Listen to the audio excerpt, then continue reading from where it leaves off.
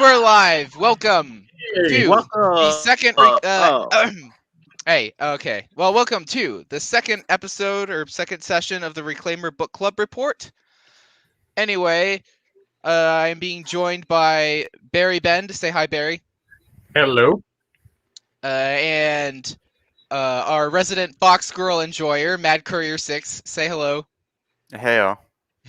And by Shiny, or aka Tao. Say hi. Salutations. All right. Now that we've all, everybody's been introduced. So, this January we read Halo: The Flood. Now, who wants to give the quick summary of the book? Okay. The book is more or less just a. Okay, how the book is a dramatized retelling of the story of Halo 1, or Halo Combat Evolved. Yes. I would like to say I think Okay. it does a pretty good job of it. All right. So, yes, to further elaborate, basically, yes, it does loosely follows the events of the game. So basically, the story of the book is the crew of the Pillar of Autumn, which we remember from the Fall of Reach, basically comes across a strange unknown ring world, and they crash land on this ring world, and now they have to escape, but not before they find an ancient threat from deep within the ring that they must defeat in order to Yeah. aka the flood, basically. Yeah. It's- Yeah. okay, I have to hold back my references to Larry Niven books because, oh god, okay. I would nobody else like read them. to say, okay. Aside from my feelings of the book, was there not a better title you could have made for this? Halo Like, the Flood? yeah, What would be a better title? I don't know. Halo Combat Evolved. That's the title of the game, though. So is Halo: The Fall of Reach. Well, But no. The Fall of Reach is different from Halo Reach. That's different. Like, they could have called the book Halo Ringfall. maybe. I actually. I think the Flood is fine because it focuses, because the main chunk of a good chunk of the book is dedicated to fleshing out the Flood in lore. Yeah, like if it were an audiobook format, a good 5 hours. Yeah, yeah. I understand where you're coming from now. My only gripe with the book is one of the major ones is why did the author have to play on easy? Well, because that's the only difficulty he could play without dying. I mean, he ain't a game journalist, but I mean, writers are probably close to that. Yeah. Yeah. Okay. Wait. Hold up. I could sell this now. The book came out back in 2003, correct? Hey, anyway, we have another guest. Say hello, everyone, to Austin, aka Ninja, from the Bear Thing Show. What is up? Hi. Oh, hello, man. Hey, Sorry I'm late. Oh no, it's fine. You're fashionably late. No, we're basically just getting started. Like, you're we were literally only 4 4 minutes in. You just missed that we were just giving a summary of the book, and we were making fun of the fact that the author played the game on easy. Yes.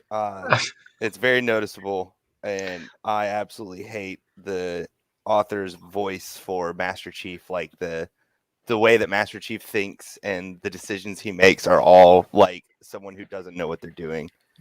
Someone who doesn't know military procedure. This might be the worst Halo book. Oh, you haven't read Karen Travis. Oh no. Okay. I have will not. say Chief's dialogue makes Halo 4's Chief dialogue seem better. And it's not the best dialogue I've heard for Chief.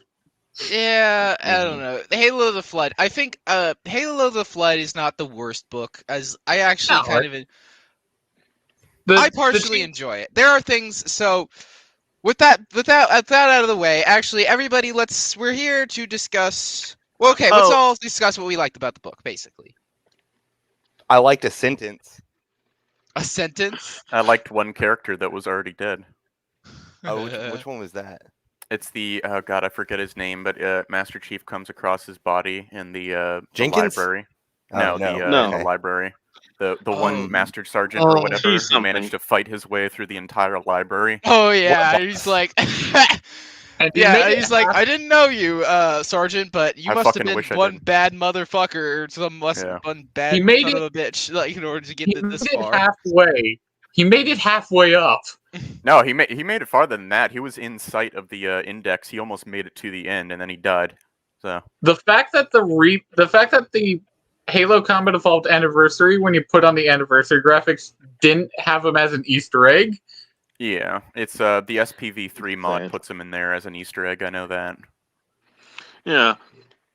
Somebody's got to help me with that mod because I tried it. But anyway, Oh, you tried downloading it and it didn't work?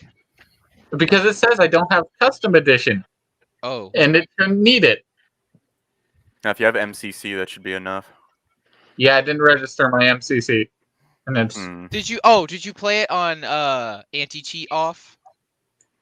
I might not have turned off anti-cheat. That might probably be a what does it. problem.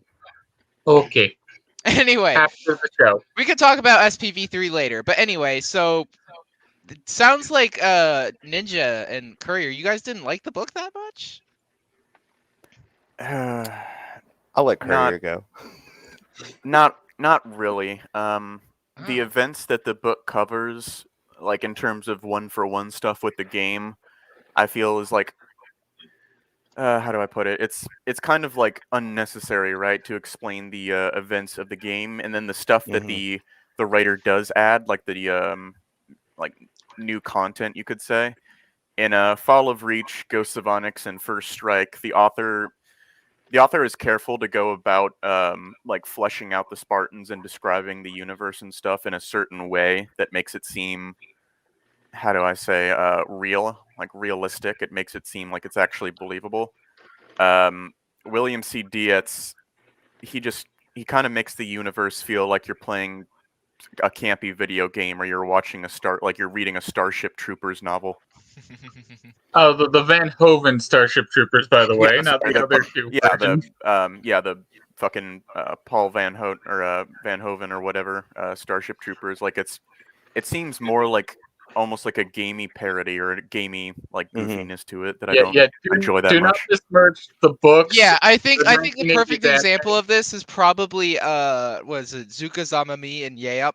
Like that's this like some like Saturday morning cartoon villain Oh, that was shenanigans. Yeah, Camp and is- they keep cutting to him, and like you said, it's like a Saturday morning cartoon villain, and it's just like it's like slapstick humor and shit. And I'm like, what the fuck is? Yeah, the point of this?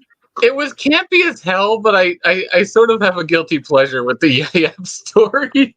Same here. I Yeah. think it's fun. I think it's a fun story, regardless of whether or not it makes sense in Halo. I would say it was more entertaining when we cut to the Covenant than it was the rest of the book. But yeah, It made me feel bad for the elite I kill on the elevator in the mall. Oh yeah, if Ninja, you remember like in our speed run, I was the one who killed them with the rockets. Like, yeah, I remember that. yeah. But Yeah. I would say my best way to explain what I read whenever it has to do with one-for-one game was why you don't make an adaptation of a game into a movie is the same problem. Is I've already played this, and now you're trying to tell me how you play it, and I'm like, no, I just let me play it instead. I don't want you to just tell me how you did it. Yeah, no, the thing that bothers me apart, like, I wouldn't mind it if it was like actually like logical.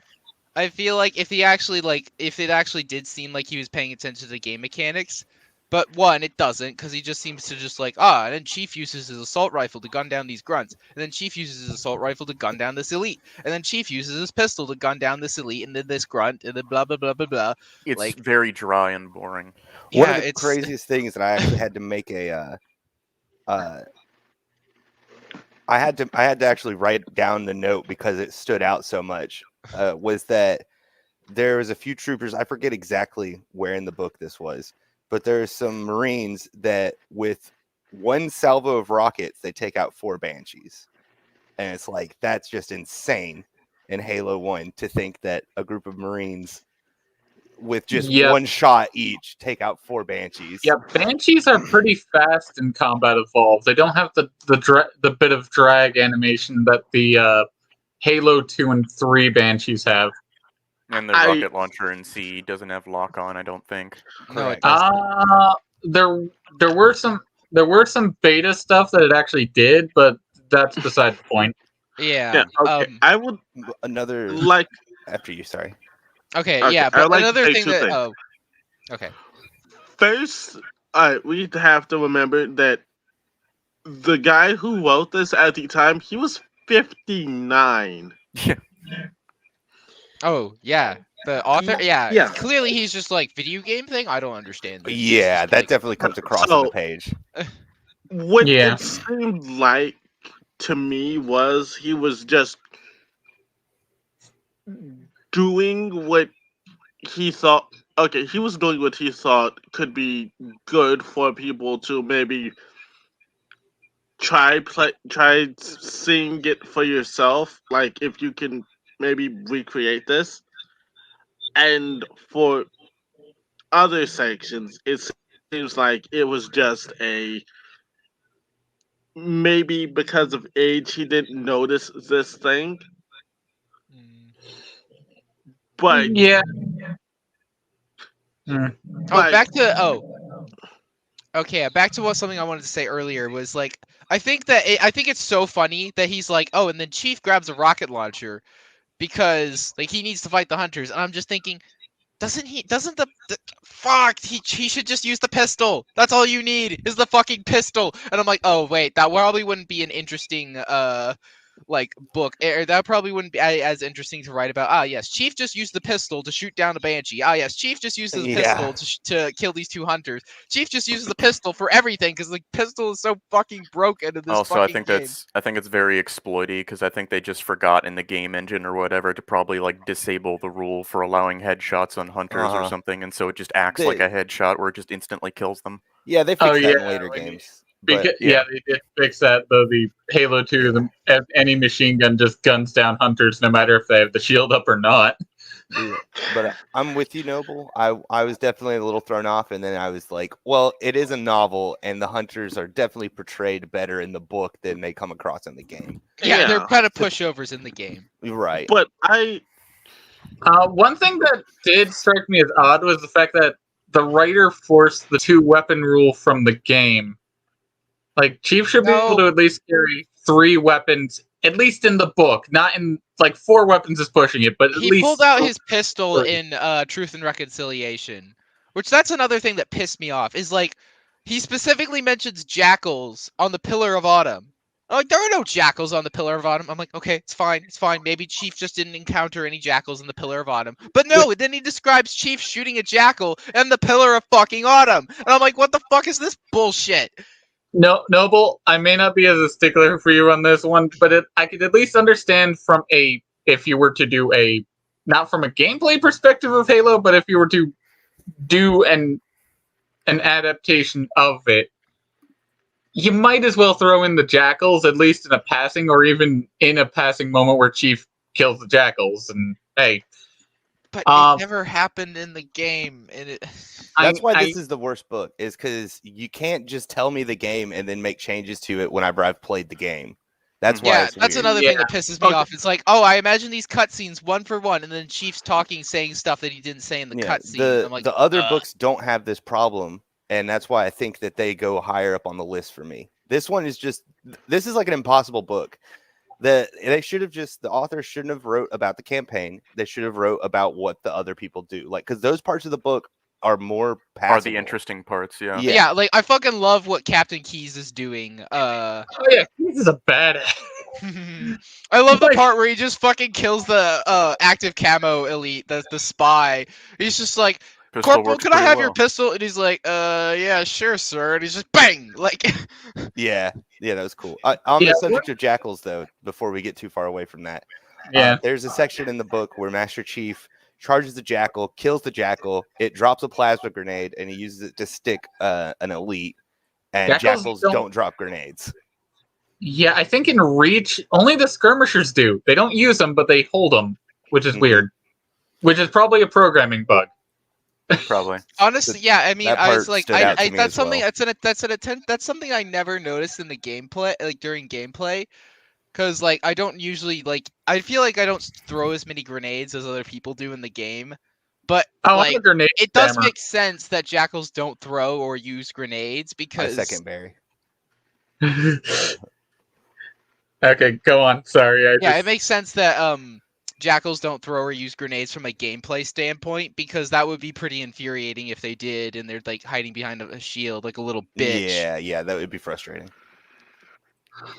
Anyway, what are you saying, Barry? I was about to say I mean- I'm a grenade spammer. Sorry. I just Okay.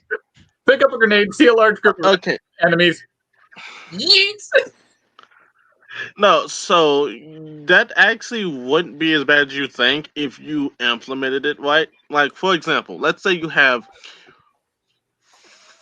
let's say you have 4 jackals, right, and some grunts together. The jackals cooking is like before jackal throws a grenade, they have to like cook it to cook it because of like how they're structured. So while it's in their hand, you can shoot it and kill everyone. Or to implement it better with the jackal, they have to due to them holding a pistol, their weaponry, they have to shut off the shield before throwing the grenade as a safety precaution. Like that is a legit question. If a jackal were to throw a grenade and they're the shield bearer types, how do they do it? I don't. Yeah, it from a gameplay perspective, it doesn't make sense from a like. That would actually be scary in Logistical- a Halo game. Yeah, from a logistical standpoint, it like probably it doesn't make sense. Anyway, so let's see. Any other interesting things to talk about? See, the problem with I think like with Halo the Flood is that it's a lot less focused than Fall of Reach. Yeah, the parts going back to Chief in concept are good, are a double-edged sword. It would be good to have the sort of punctuate it with the at least parts of the Chief campaign to at least get a bearing on how long the events actually take place. Because that would actually I guess like you're right. Like it would help to just like have a general idea of where Chief is. Yeah, because especially since it's adapting a game with side events mostly. Actually, I Yeah. wonder if you cut the Chief, like the Master Chief parts out of the game, how long the book would be. Probably. Out of the book, yeah, it would be too short to be a book. Yeah, it's a collection of short stories actually if you cut out the Chief bits. That's Mhm. the problem. I think that And the that's Chief. I think that the book focuses way too much on Chief, and I think that's why this book. Because honestly, Ninja, like, and I think Courier can testify this. If you think Halo: The Flood is the worst Halo book, then you haven't seen shit. I'm looking forward to rereading. I've read almost all of them. I think all but like 6, something like that. But Okay. but rereading them has definitely been like, I'm just lost for words. Hold on. Yeah, we'll see what happens when we get there because I'll have to reread them. But Yeah. as of right now, this is the worst one. The Okay. Halo the I- Flood has gotten an idea into me. What if we were to write a parody book that's Cursed Halo? The I curse. fucking Okay. I fucking love like the fucking like I imagine like Halo yeah, the it'd be just be Cursed. like, and then Captain Keyes attempts to kill one of the flood infection forms with his pistol, and- but his pistol is the reverse M6R, so he shoots himself in the face instead. And the name I came up for the yeah, idea was Halo the Drought.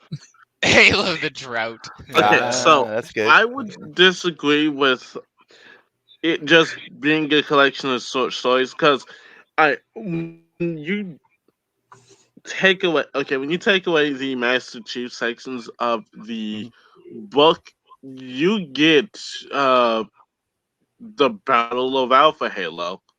Like Mhm. the UNSC the struggle book- to go.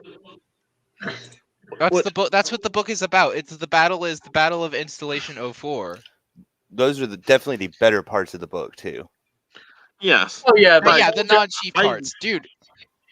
Oh, that reminds me. I like to imagine what the ODST armor, like everything. Like, whenever I'm reading like Halo: The Flood, everything has like the kind of like the Combat Evolved like graphics and art style. So I kind of like imagine, kind of like my brain just kind of imagines like what the ODST armor would look like in the Combat Evolved engine, and I kind of I imagine would- what these like characters would look like in the Combat Evolved engine. I think that like, and I especially like the environments, like the butte that the Marine base is on in Alpha Halo, like I kind of imagine that looking kind of like Timberland, that map from Halo CE.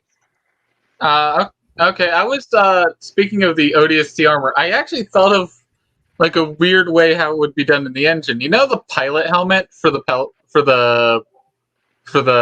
evac pods? Oh yeah. Think that mixed with the UNSC helmet, and then have a slightly heavier version of the standard marine armor for the Hell Jumpers. Oh hey, it's Proton Stalker. What's up? Hello, man. Yeah, welcome to the chat. Yeah. Anyway, back to Halo. Back to the book. Yeah, it's just a thought I had whenever I was reading how and I just, for the drop pods, I just pictured the Halo 2 ODST pods because that actually worked. Yeah, I kind of Which, yeah, which got me thinking they were probably inspired by 40K with how the Halo 2 pods were designed. There's no view screen. Well, there's only a view screen. There's no windows. Oh, and question. Was I the only one who read the opening of the book and thought, oh, why do they do this? Like, when it comes to Hell Jumpers. I think in What's- the opening of the book? Like, Okay. Okay, from how it's described, it seems like it's really common for a Hell Jumper to die on entry. That actually is one bit of realism I appreciate for the yeah, ODSTs. that actually, yeah, real life paratroopers like have a decent. I don't know. casualty It's not a rate. super high chance, but a pretty decently high chance of fatal accidents. Yeah, shoot failures are a thing, and in ODST, the complications arise from entering the atmosphere in what is essentially a militarized version of the Mercury spacecraft and re-entry pod. I mean, not only that, but you got to think if you like land somewhere, like you land too far off course, or you land behind enemy, like land like right into the enemy like face, and it's like, oh hey, what's up guys? Or if you land like into a ravine or anywhere like that, you could get stuck, or you could like get hurt. Like if you like crash into like a bunch of trees and get all cut up and all scraped up, like there are a lot of like ways that like a paratrooper, like an ODST, could probably like get injured. I mean, granted, the ODSTs are a little bit more safe because they're in the drop pods. Yeah, Halo Legends and the Halo Legends babysitter story and Halo 3 ODST actually Oh do yeah, that's a present good point. the risk. In Halo They do Legends, present yeah, the risk. one of the ODSTs almost drowned. If it wasn't And for the another got destroyed when tagging a entry signal from an asteroid re-entry. Yeah. Yeah. But, Oh, yeah. would you like to hear a funny bit of lore about something that they're working on in like in modern Halo? What's Okay. that? Okay, so going by the lore of the new helmet that they released in shop for Infinite, they're trying to get rid of the pods. Like from Okay. the ODST, they won't have pods anymore. No, like, yeah, no, they're trying to have it so they just yeet you out of space onto the planet. Wait, so they're doing it. So they're trying to take the idea of Section 8. Hmm. Whoever remembers that video game, Nope. I don't. Yeah, so How to put oh, that on you a will list? love Noble. You will love it. It's a shooter game with taking the Unreal Tournament style of movement. With Starship Troopers, they yeet you out of the dropship at high altitudes. yeah, because like I'm trying to say, you are already having very high casualties when you're using a pod. So forget the pod. What big-brained individual thought it'd be a good idea to try Well, it without the pod? Clearly, the pod is killing people. Okay, now this Remove also the brings problem. up the question of will they be hoarding their Bye, weapons? Proton Stalker. I I'm love ignoring this. your I love this comment. comment. It's so hilarious. It says Doom Guy. I think he meant to say Doom Guy wipes the floor with Master Chief, but because it's a typo, he says Doom Guy wipes the floor with Master Chef. See, yeah, lol. Yeah, he could definitely beat As Master Chef. in Yeah. Section 8, the weapons are carried internally on the armor and they fold up. The Spartans don't carry internalized weapons. Yeah, That's a that's good the point. problem I'm having with that. Like, okay, in the book, you have it. What? Okay, what I like in the book is they have it to what they like make it a point to state that yes, ODSTs have like extra food and weapons in their pods, which And medical like equipment. yeah, which if you have a Which you're gonna need very if you're going behind enemy lines, like the uh ODST do. or no, you'll need it if you are behind enemy lines or you have a like overly intimate relationship with the mountain. Yeah, you're gonna need emergency supplies. You're gonna need a lot of provision. You're gonna need a lot of provisions for medical, especially if you land wrong. Yeah. Yeah, if your Okay. like pod gets busted up or something, yeah, definitely. As did- in, that's the one thing I kind of wish ODST had when you dropped out. You could shoot down a med pack from your pod instead of going to look for the civilian med packs. Oh, well, yeah. Halo 3 ODST is a video game, so of course there's gonna be It's a silly, video game, but logical nonsense like that. Like, but oh yeah, after you have reading in lore the you have medical supplies, but yeah, when you can't actually when you actually Access fall, them. you have to go and find a medical crate on the fucking ground. Yeah, Yeah, video I- games are weird sometimes, but yeah, hey, I do have a they question are. about the ODST. Were they mentioned in the Fall of Reach? yes, They were. They were. Okay.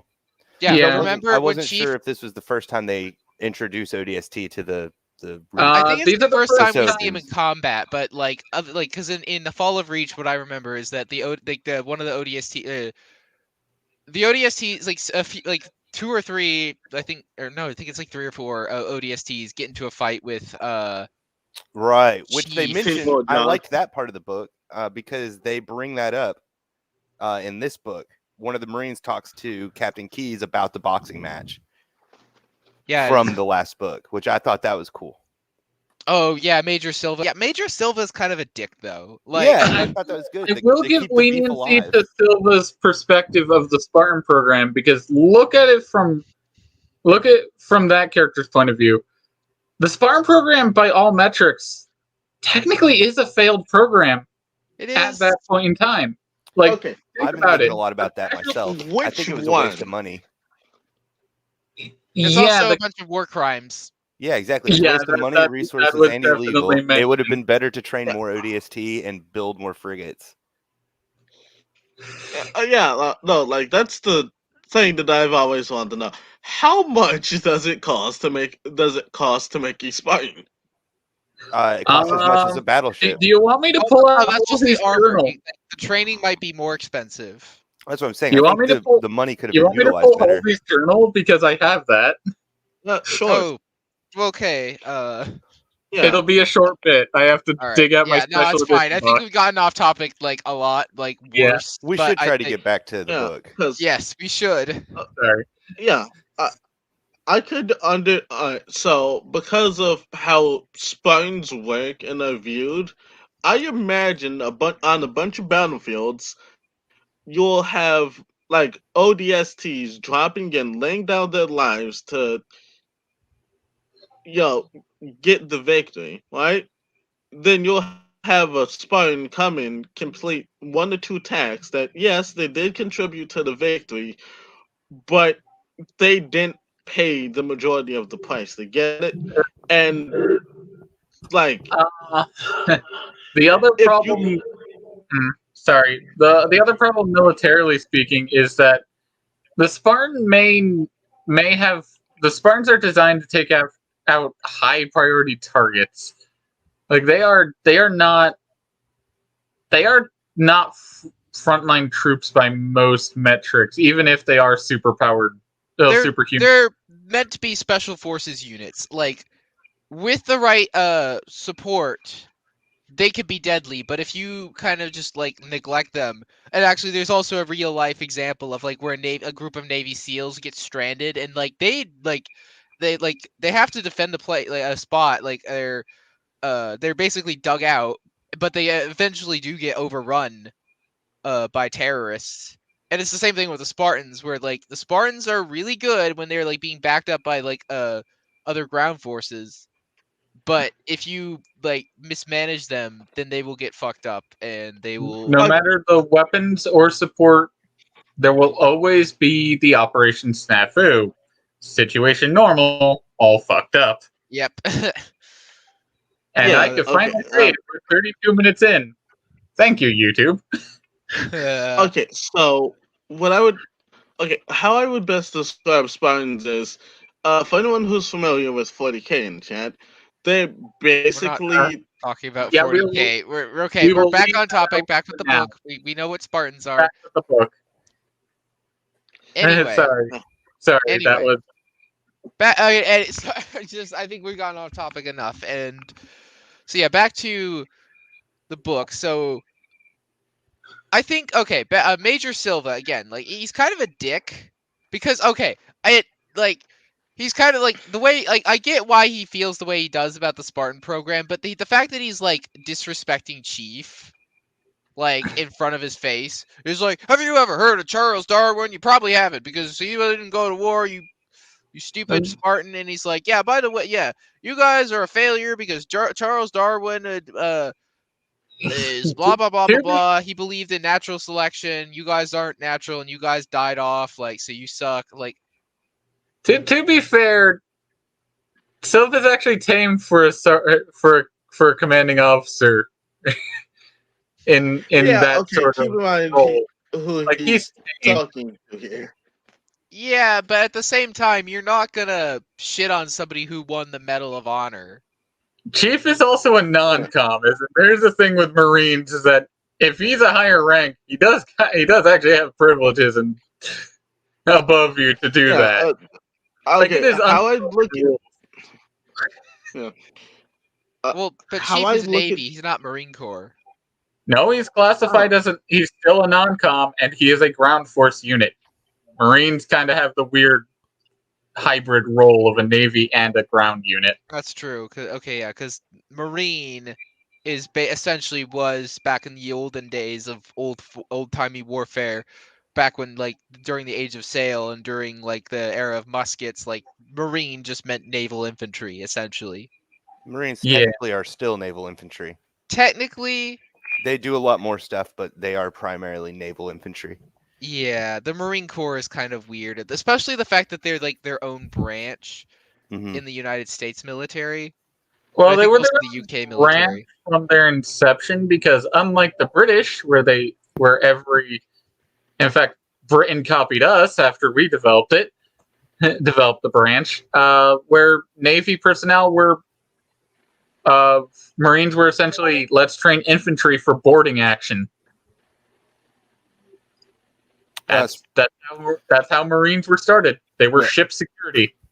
Yeah, and talking about Marines, the Marines in the book do some really stupid stuff. Like there's one after one of the battles, they go around kicking the bodies instead of double tapping them. And I have it written down, it's like, well, we know that's a problem because one of the elites reacts to getting kicked and they all freak out and shoot it. So why wouldn't they just go around and be double tapping anyways? Why would you wait to see if it can attack you? Because I don't. Yeah, no. I mean, to be fair, that does kind of mirror the Marines' behavior in the games. Like, I remember, I think they like the two Marines that like stupidly charge the hunter and they get themselves killed, and Chief Mhm. feels bad. He's like, "Damn, I should have saved them." And it's like, "No, Chief, the Marines are just retarded and they Hold have on, dumb I'll be AI right and they back. do stupid shit like rush hunters I- that they I have at least- no chance of defeating." I at least appreciate that in the book that with the silent cartographer, the author specifically used the tactic everybody uses: drive the warthog into the building. Like, can we appreciate that one? God, Yeah, that, I'll give him that one. Every player has figured out that strategy is the best against everything. oh hey, Forrest. You know that. Okay, you're probably not home, but if you are, you join the fucking link in the Discord so you can join the chat or join the stream. Yeah. Also, you spelled Milmir wrong. Yeah, it's MIJ. It's a tough word. Yeah, it's not an English word, so Yeah. Let's be real. Thor from the Marvel Comics. You could just look it up. It's the name of Thor's hammer. yeah, like, yeah, you could like, yeah, and I Sorry would from- say like autocorrect should help, but again, it's like a weird word, so it's kind of hard. StreamYard doesn't actually support autocorrect. Well, the YouTube comments does. Oh, YouTube does. Sorry, I'm here on this end. I don't have the video tied up on YouTube. I don't know. That's probably smart. But anyway, back to the book. Yeah. So there's another thing is that another instance of just strangeness to do with Marines is the character I think it's Hiyakawa. They're on the bridge with Keys, and then whenever they crash or whatever, they're together. And Hikawa is wrong because she says that the Covenant don't take prisoners, and then like a scene later, they all get captured by the Covenant and taken prisoner. Yeah, but okay, normally she'd be right because in the Fall of Reach, that was established that they don't take prisoners. But this was a very weird circumstance.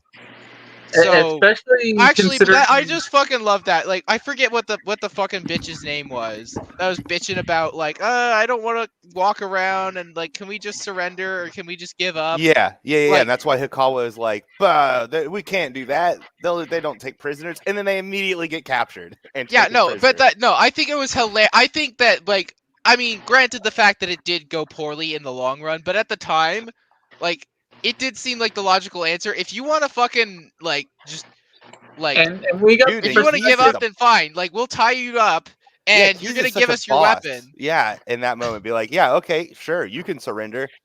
And the only reason why it felt odd is because we knew from the Covenant's perspective that they were trying to capture high-ranking individuals. Yes.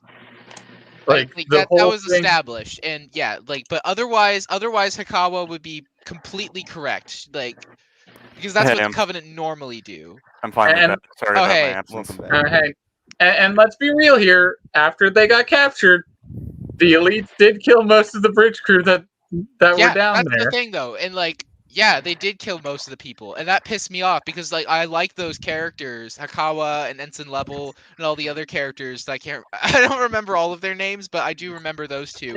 I like those If characters from the Fall of Reach, and they were cool characters, and they just like get If I were to- unceremoniously killed, and it's just If pisses I me were off. to rewrite the sort of segment, I would link it into the fact that in Truth and Reconciliation, there's quite a number of bridge crew that leave with you.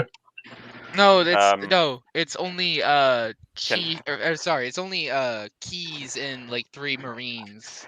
Well, There- can I spoil something? There were 3 Marines Yes, and you 4 can spoil bridge crew. something. I was Also, gonna say you someone's guys, audio's messed up. Not my end. It sounds like you're in a tunnel or something. Somebody. Hmm. I think that's you, Shiny. Me? Yeah. Yeah, Uh, it's You- you. I was We very can hear, static we can on hear your your end. controller clicking. Oh, sorry. You could adjust your cam and mic. Yeah, maybe just turn them down a bit. Yeah, click on echo cancellation and automatically adjust mic volume. That'll fix everything.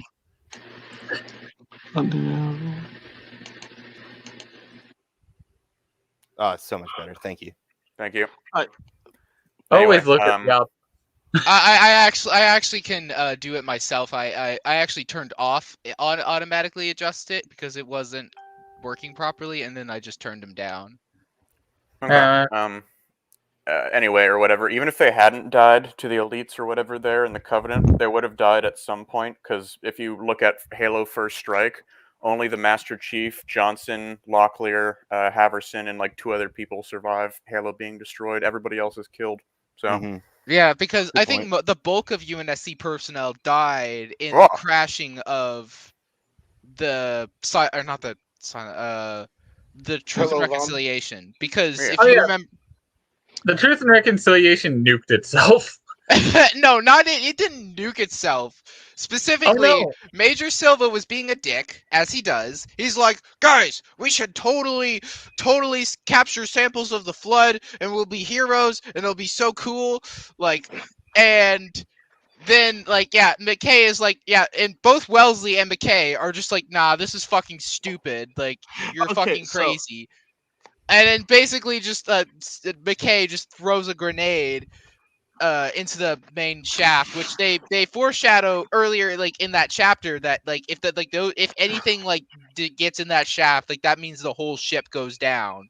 Basically, yeah. So yeah, McKay, she takes a grenade, chucks it in chucks it down this like shaft, and it blows up the whole ship, and just the whole ship crashes and everybody dies. Yeah, Okay, you want to what know how this? what the engineer in that scene specifically said was that if the fiber optic cable was destroyed or damaged, that the ship would have a runaway fusion reaction as well as loss of control of the entire ship. I love how that's also pointed out as we could use this information for targeting with Max. Yeah, on that this doesn't ship. that doesn't really make much sense engineering wise. It'd be like imagine if your car, like your car has a computer, right? Imagine if your car like failed to stop communicating with the engine or whatever. If that happened, your car just was set to automatically fucking blow up. Like that makes no sense. Courier, fair. Courier. That's actually pretty close to the truth on what happens if your engine management computer goes. I was gonna say, like, also we gotta keep Huh. in mind that this is the Covenant, and engineering isn't necessarily their specialty. Yeah, Okay, engineering wise, they are slightly better than the Zentradi from Macross, and they have no civilians or engineers. Okay. Well, Okay. The problem with the whole Sorry. Silver Flood thing is, the UNSC is based off of, well, our current UN forces, right? Why isn't there a Okay, after he told people that he wanted to take samples of the flood, he should have accidentally shot himself once in the back of the head, and a new person take command. well, Like, no, but that's the thing though. I Like, could the definitely flood see that had happening. infiltrated the ship. Like, like, you know how difficult that would be in close quarters to like clear out the entire ship like a flood. It honestly, Yep. like, it sucks that everybody died on the Truth and Reconciliation, but at the same time, like, it was the quickest way to make sure that the flood don't escape. And that's kind of how you have to think of the flood. You can't necessarily like worry about how do I beat the flood and still manage to get out alive. It's no, how do I beat the flood, period.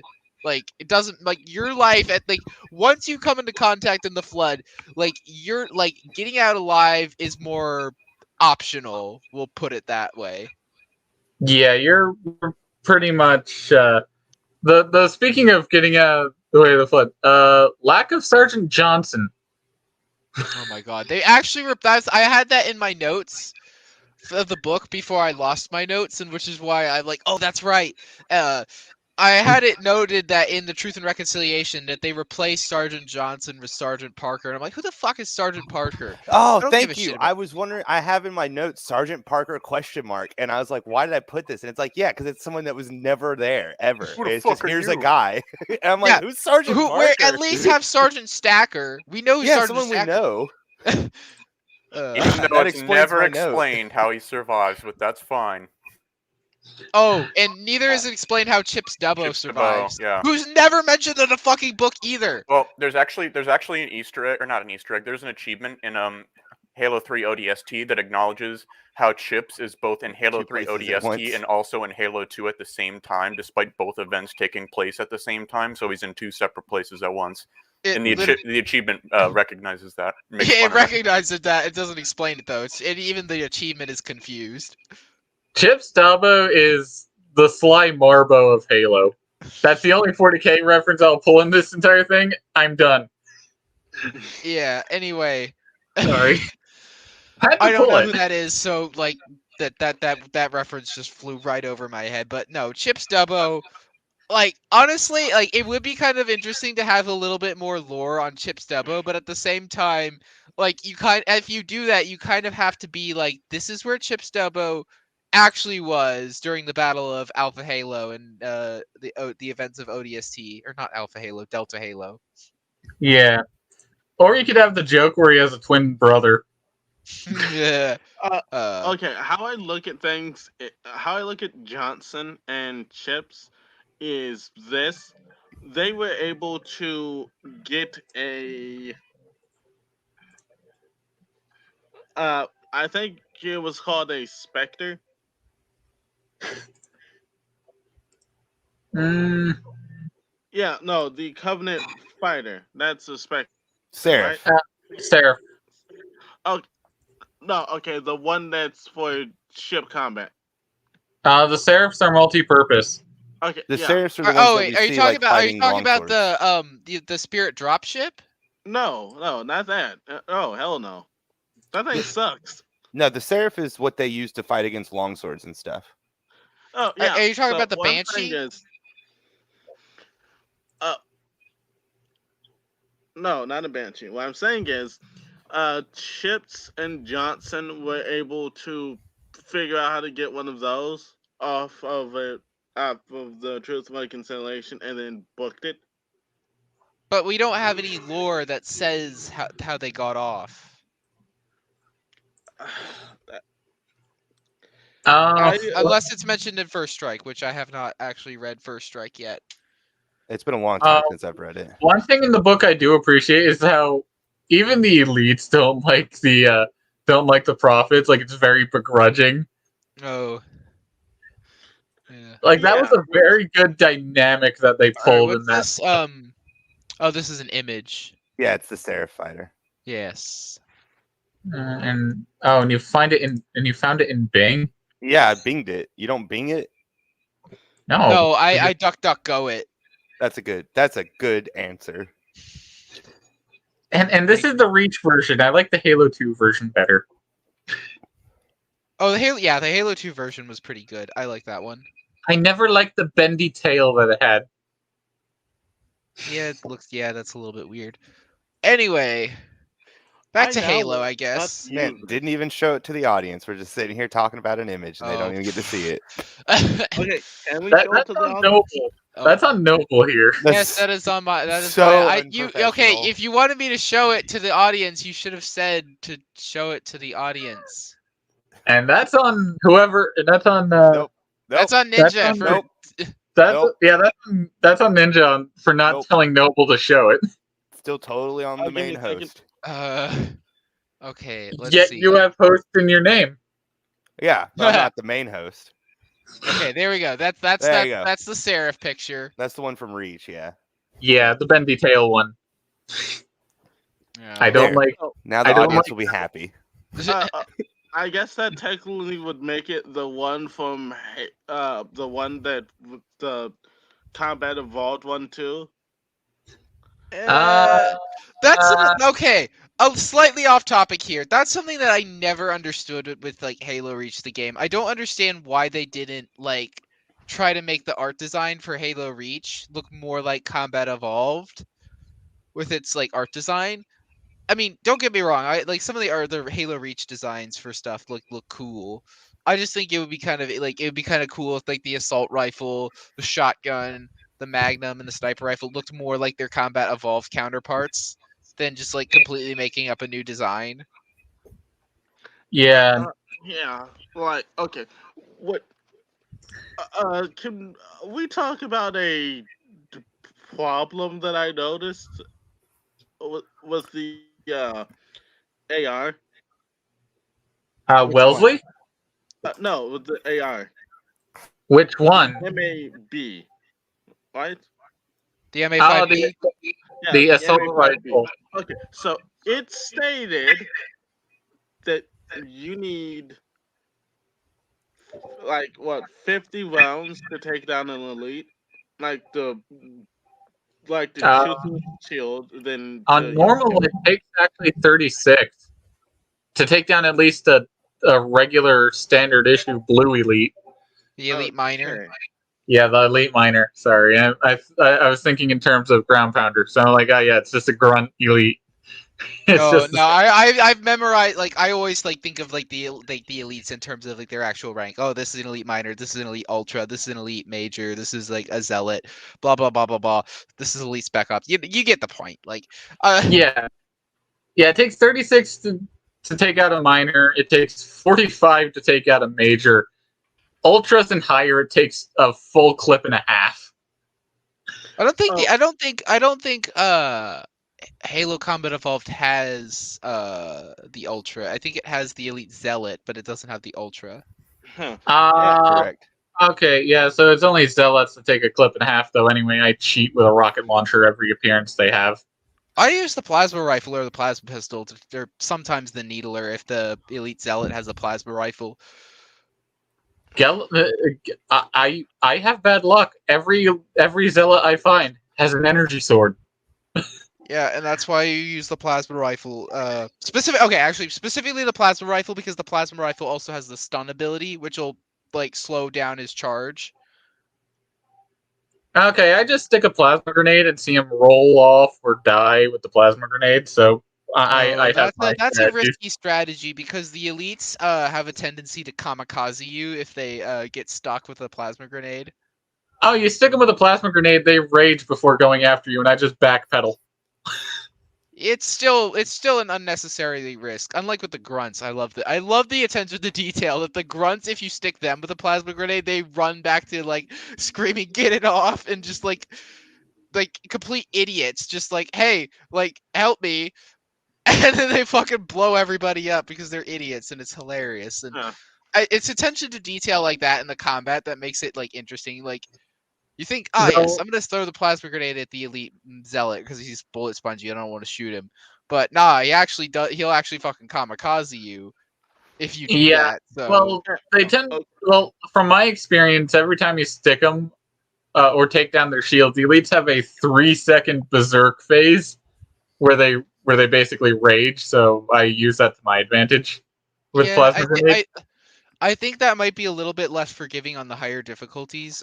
Don't quote me on that. Like, I might. Yeah, we will try that on co-op. We will not have Iron Skull. Oh wait, I would mention Ninja, but he has his mic muted. Which okay, Okay. because Ninja and I we played Halo Combat Evolved with Iron Skull on Legendary. We know how painful that is. So this Indeed. still means he ended up getting it wrong, because if you say it takes like around 50 to kill an elite, and it takes significantly less than that, then that means He's missing a lot of shots. Indeed. yeah. And from what we know from like the other portions of the book, Chief, yeah, he may miss once or twice, but he ain't missing like that. Like you can't Yeah, be well, doing that to my boy. because the author doesn't know how to play shooter games. No, I- and the fact that the flood gets shredded by assault rifle fire when yeah, that's something that bugs me throughout the entire book. It's like, no, the flood are, despite their looking like rotting flesh, soak damaged like it's nothing. Yeah, that's something that like he got the sniper rifle bit part right, which to be fair, I think that's bullshit in the games that like I mean, I get it, you're not supposed to use the sniper rifle against the flood. It's supposed to throw a monkey wrench in the combat of the game. Even I though get- the pistol can one shot if you aim for the flood infection form that's in the chest. Technically, yeah. Yeah, that's another weird. And yet also the pistol can also one-shot hunters from the back. Yeah, Halo Combat Evolved is just a weird game. But anyway, I Don't think even it's get me so started on the weird. vehicle physics. weird. Oh, but don't even get me it's started. Which oh my god, it's so funny because in Halo Combat Evolved, like or not Halo Combat, in Halo the Flood, like there are points in the book during the Warthog run that it's like mentioned that Chief almost tips the hog, but he doesn't quite tip the hog, and I'm like, I call bullshit on that. No, if this is the actual game, he I would have would like say tipped that almost like 10 tipping the different hog. times. Do you know would do you know what I say think almost happened? tipping the hog, but I had so many sorry. of those. Okay, what is it, Courier? You know what I think happened is I think 343 or no, not 343, Bungie at this point or whatever, fucking took this writer dude into a room, sat him down on like a couch or a chair or something, and then had somebody else come in and play through the game on normal and have him watch. No. Oh, no, not it on was normal, easy. 'cause it's easy. It was 'cause easy. That too. Could be Yeah, easy. Yeah. It was it was recognizable that it was on easy. Yeah. Okay, then somebody else specifically came because in of and played it on easy. Yeah, specifically it was because of the shotgun that appears in the level 343 Guilty Spark. Normally, like on every other difficulty, you don't get the shotgun until you see the flood. Hmm. Yeah, you get but the shotgun first thing in the level on easy. Or even then it's rare because every time I played, even on easy, the shotgun's not there. maybe it's just a bug. Or, Yeah, you find ammo. You don't find the shotgun. yeah, because that's on every other difficulty though. Like my first playthrough was on normal, and I never played the game on easy, and that always confused me. I was like, why the fuck is there shotgun ammo there if I don't have a shotgun? Yeah, I played it on easy, and it's a random chance, even on the original Xbox. Oh, I didn't know that. And I never got it. Yeah, that shows how bad my luck is. Yeah. I mean, well, you're still alive, and I'm assuming in relatively decent health, so it's not all bad. Eh. I mean, hey, look, just think about like this. You're sitting here with friends talking about a okay book, depending on how you view things, and you're not working a truck stop. Okay. Anyway, that seems very specific. So back to the book. You said I mean like I think on my first time reading the book I hated it. Like I was just like this is dumb. And I think that's why I didn't keep reading the Halo books is cuz like Halo the Flood I'm like I think I don't know. I don't think this is like I don't think I want to keep reading these. These games seem kind of like they're just dumb video game books. And I'm not even a big fan of reading in the first place, so I don't really want to read more Halo books. And that's kind of I think why I stopped. But I think I enjoyed it more on my second of my second reading of the book, because I think maybe it's just because I expected like, okay, the book's not going to be that great. It's going to be fine though. Or I just like thought, oh yeah, this is much like, maybe I was oh hey Forrest. Hey Forrest, how come you're not in the stream? I sent you the oh, you sent Oh, me something on. he's here. He's here. He's on the chat. He's on Oh, private he chat. is? Oh wait, hold up. How do you play on? Oh, I E? see him now. Hey Forrest. Whoa, am I live? Are we good? Yeah. He is. Yeah, just turn off Also, your like, camera. You need to Oh, right. explain how are you playing? How do you play? I meant to a play game on easy. E? I meant to No, play no. easy. How long have you been here? I didn't see you. Just 'cause- arrived. Okay. Yeah. Well, anyway, welcome Forrest to the stream. Thank you. Well, first of all, what are your thoughts overall on the book? Oh. Let me just apply my answer. Overall, I think it's a decent adaptation of Combat Evolved, given the Decent. limitations, like writing wise. Because again, let's be honest, there's only so many times you could write the Master Chief use this pistol to take down the Covenant before it gets a little repetitive. Strangely enough, I have. Oh, yeah, those are my initial thoughts. Yeah.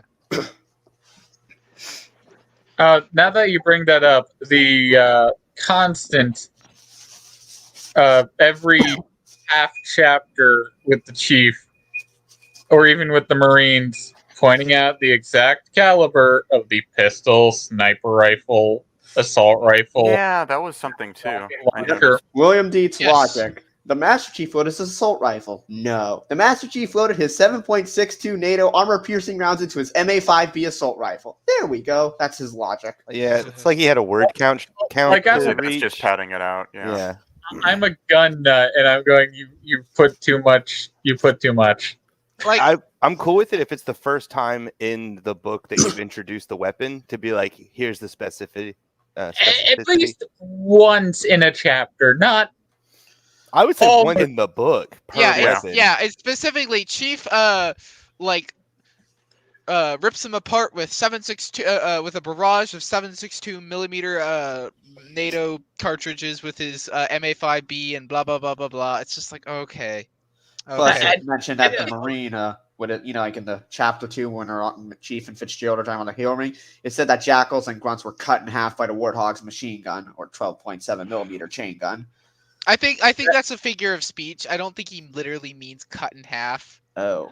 I would say that is possibly the most accurate thing in the description of what I mean, happens yes, when you are like the with that Warthog's chain gun. chain gun fires a 50 BMG, so it is possible that it is literal, but given I the would fact that it take it doesn't happen in the literally. You game never ever, I know. always thought of it as figurative. No. I take it literal.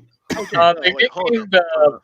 they nicknamed rotary machine guns with that caliber in Nam the tree cutter.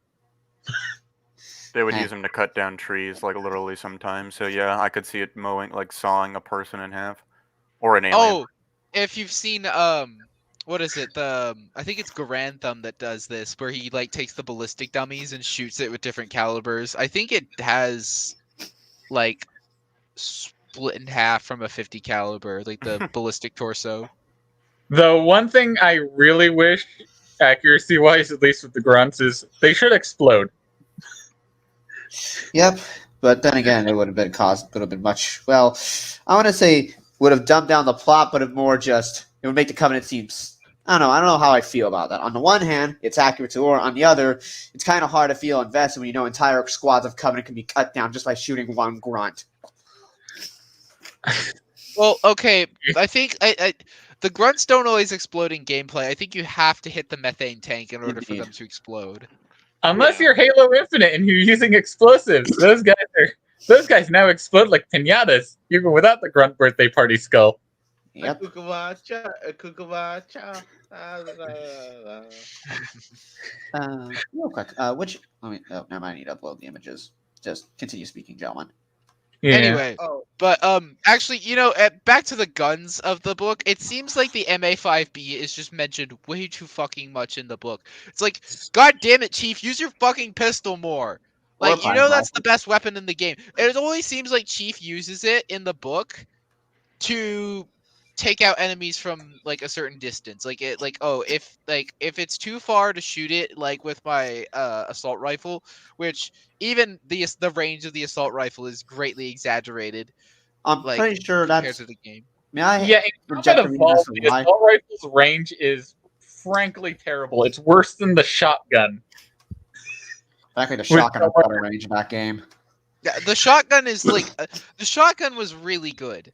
Like Yeah, the shotgun deserves the nickname Skeet Shooter because, oh god, that thing kills banshees in 2 shots. I never ever tried to use it against banshees. Now I'm gonna have to go in the game and kill a banshee with that. 2 Betrayals is the best place to learn how to do that. Or I can invite my friends to a custom game and, well, use them as practice dummies. Except the banshees function differently in the multiplayer in Combat Evolved because they don't have health bars. Nice. Actually, they do have health bars in the Combat Evolved. No, not in the multiplayer.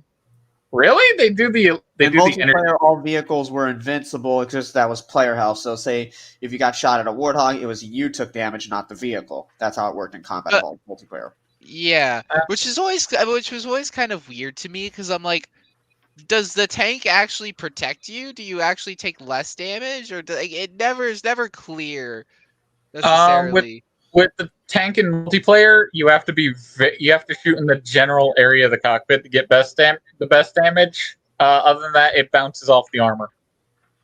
I see. If it's small rounds, sniper rifles, it's very temperamental.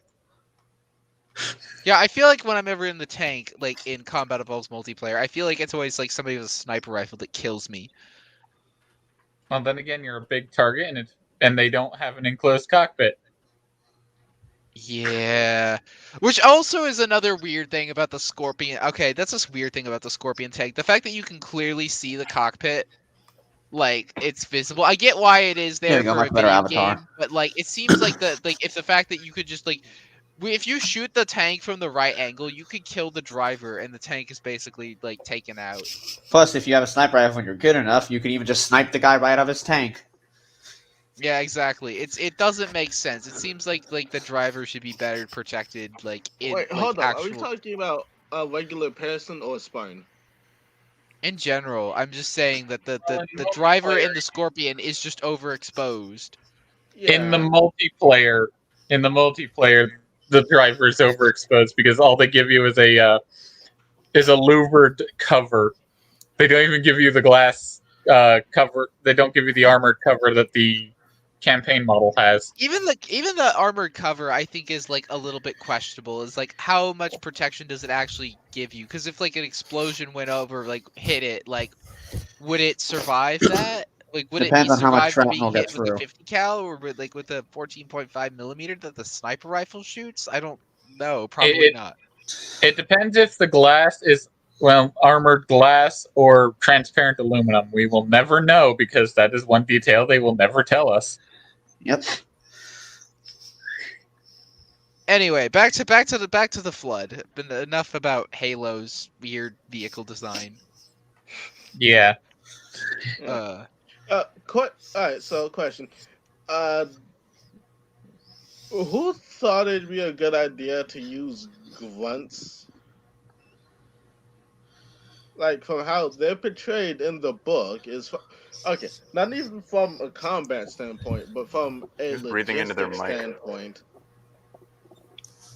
Like, I think that's forced. Sorry about that, gentlemen. no, I do have a I fan on. can see it from the aliens' perspective because all the grunts are menials. They're stronger and more suited for work than jackals. Elites are warriors by culture, so they're not going to do the menial work if they don't have to. yeah, okay, no. Yeah, let's it's say because of the Covenant's caste system. The grunts that- are cannon fodder, so they don't give a fuck. Hey, we have like Yeah. these guys who breed like rabbits. Send them out en masse. Who cares if they die? no. I mean, And who cares if let's they're say you walking have- methane bombs? No, let's say, yeah, the methane, that's what I'm referring to. Let's say you get rid of their methane supply within, what, like a few hours, all of them will be dead. If that's- no, if that's like a big chunk of your workforce, then who's going to set up battle fortifications? Yeah, you can either have the drones do that because it was said in the Halo Waypoint video that the drones, the flying bug guys, not actual robot drones, just for clear, Yeah. they're also good for both combat and utility roles. Okay. Plus, they probably have dedicated grunt laborers too, or the engineers. It's never Yeah. explicitly stated, but we could easily infer these things. And no, like think about setting off the methane storage depot. Which Well, is probably the methane storage depot is probably somewhere within like their ships. So Or within Yeah, structures. I was going to heavily say armed. they have.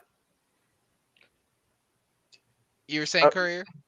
I was just going to say I think it's Contact Harvest or whatever.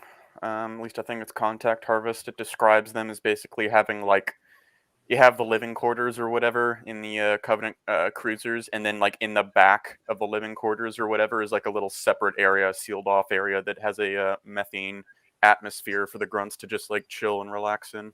Mm-hmm. Yeah, that is brought up multiple times in the other stories.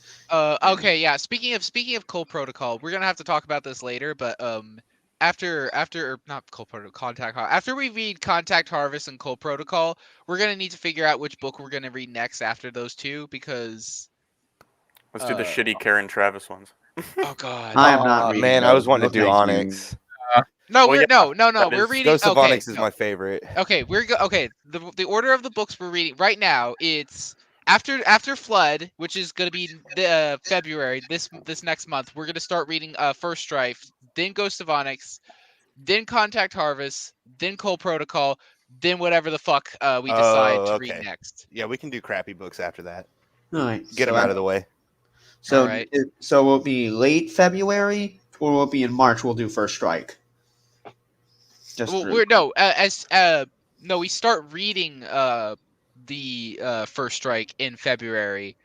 Technically, after today, we start reading it. Yes, technically after today. You could start technically after today. You could start reading it. I have it downloaded on my phone. I was gonna start reading it, but I decided to wait until after we do the stream to start we were- reading it. We were I kind of think on this Courier, you're subject. already ahead. You basically have like read like everything. I pretty much read all the books. Yeah, it doesn't mean I can recall all of them specifically, right. but Yeah. I at least mentioned this about methane itself because I had to learn I some of it remember in reading Halo Oblivion and wanting to kill myself. But yeah, Oh, is that the one where it fucks up all the ODST cast? no, that's the one where Chief and Blue Team spend 12 hours wandering around in a desert, and Lord of the Flies happens, and that's it. Oh God, this sounds fun. was Silent Storm the one that fucked I Lord- told you that Oh, it's Lord of the Flies if 2 you with giant think that the mechanical flood. spiders. Oh, sorry, you were saying. I was gonna say it's Lord of the Flies plus giant mechanical spiders plus Blue Team wandering around a desert. There you go. That's Okay. Halo Oblivion. Yeah. Oh boy, that's gonna be a good one. Yeah, but as I was saying, Ninja, if you think the Flood is the worst book, oh man, you haven't seen Yeah, we'll shit. see. We'll see what happens. at least on the point of the grunts, methane isn't quite as reactive. I'm going back on the topic of that because I wanted to say this. Methane isn't quite as reactive. It's only when it's pressurized that it kind of blows up a little bit. AKA when it's in the Grunt's backpack. Yeah, every other form of methane, yeah, it's a good for burning, but not for combustion Oh, because it has to be okay. under pressure. So the grunts aren't quite as volatile as you think. And also on the subject of the grunts and everything, and just like how many forces there are. There was Captain Keyes at one point thinks to himself that right now they have a 2 to 12 KD ratio, something like that. For every two Marines, they're able to take out 12 Covenant. Which just made me think, like, so what's the actual KD needed hypothetically for the humans to kill everybody at Halo? That's what Keys asks, and I think he's just like, yeah, I don't know. Probably like it's an absurd number. Yeah, Yeah. because if you take all the roles the Covenant had, not counting the fact that hunters are not a single being, they are a collection of worms. Which I There's still don't two think. beings. I still refer to as a Mechaleko as just a one hunter. Fight me. Okay. No. I'm But just here's the thing, though. That actually pissed me off because it like the way that the hunters are portrayed in the flood, it makes them seem like it is a singular being when no, they're like the worms. And well, the Right. way that the worms work is that they kind of form a collective hive mind, and that's why that's why they're always in pairs, is because one Legolo colony can make up 2 hunters. Yeah, okay. Okay. I kind of would consider one colony a person. But that 'Cause, means like, 2 if you hunters would equal 1 individual. Yeah. So just for the sake of I don't know. rabbit hole of populace counting for the Covenant, I think the Pillar of Autumn had at least a good 100 surviving Marines. The Covenant had a whole fleet with at least 5 cruisers and an assault. I'm saying it's more safe around 8 to 6 cruisers and then 1 assault carrier. That's After the battle, that's what I was meaning. They had 5 cruisers and an assault carrier. Oh, you mean like that survived after the battle for Installation 4? After the space. Okay. Damn, why I the said fact that 100 like the fact that like Pillar of Autumn was able to take out a few ships before going down herself is actually impressive. Don't Very. fuck with Keys. He's the best. Yeah, Keys. Speaking of Keys, we haven't yeah, really talked about Keys' fate, which is probably my favorite part of the book, just simply because it breaks my heart because Captain Keys is favorite character in the lore, because He is awesome. yeah, He's definitely one of the best characters. I liked them in the games, but it wasn't until I read the books that I really started to really appreciate the character. exactly. Well, the one segment with Key's whole thing, we do technically see it in Halo Combat Evolved Anniversary in the terminals. Oh, well, we're not talking about that right now, but anyway, just That's the only thing from the terminals I will say, because that is actually part of the book. anyway, almost back verbatim. to my bad. No, but I was about to just say Captain Keys, just honestly, I think it's just so sad that he the way he dies is just, not only is it painful and horrible, but he also has he's also willingly sacrificing all his precious memories just to protect Earth and to protect the inner colonies from the flood. And that is just the most Chad and the most tragic thing of all. It's just Yeah. it is the worst way to die, honestly. To just slowly forget who you are as a person and only remember and then you but at the same time it is the most in character thing for Keys to do, is just I am a part of this proto Gravemind thing, and I'm just gonna feed it all the memories that I have that aren't important to protecting Earth. And he keeps repeating his name over and over again. He's like Keys, Jacob, Keys, Captain. Jacob, Captain, service number 01928199912, JK. Damn, you remember that? I couldn't. No, I got a remember meme. that. I'm looking at a meme where it shows the flood of a Wojak is going, "Give us your memories free," and it just shows Keys crying. Dude, please that post over and that. over again. Please post Yeah, that. I did. It is. It's already there. Where? In private chat? No, in book club. Oh, in the book club. Okay. Yeah, so one thing, another sad fate is, Jenkins. Oh, yeah, Jenkins. Oh, God, I've just remembered him. Poor fucking Jenkins. Though I will say, the one good thing the writer did, he broke the curse of the Jenkins name. Jenkins doesn't technically die. I know his fate is terrible. He does die. He does die, but not initially. He's not the quick death. It's not the quick death, which is both a sad and dark thing to say as a bit of humor. But he broke the Jenkins curse, the writer.